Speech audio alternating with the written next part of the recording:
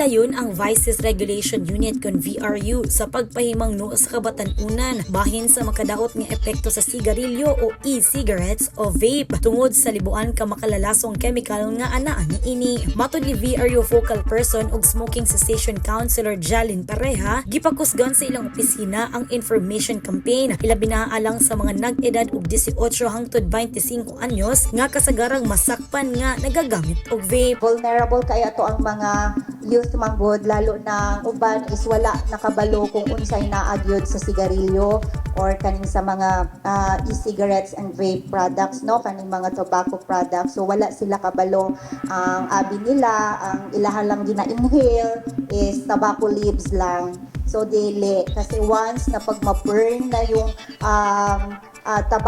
kaning tobacco or kaning mahimo na siya ma-aerosolize na siya, daghan na nga mga poisonous chemicals. So actually naa sa 7,000 poisonous chemicals ang ilahang makuha ng mga produkto. Base sa record sa VRU, mukabat na sa 2008 ka mga nakalapas sa anti-smoking ordinance ang ilang nadakpan gikan Enero hangtod Marso ni tuiga. Bisan pa nga kadaghanan niini adunay edad 20 hangtod 35 anyos na matikdan usab ang pagsaka sa ihap sa mga batanong edad 18 hangtod 25 anyos nga nasakpan nga nagagamit og tobacco products ilabi na ang vape. So naatay smoking cessation services. So sa mga gusto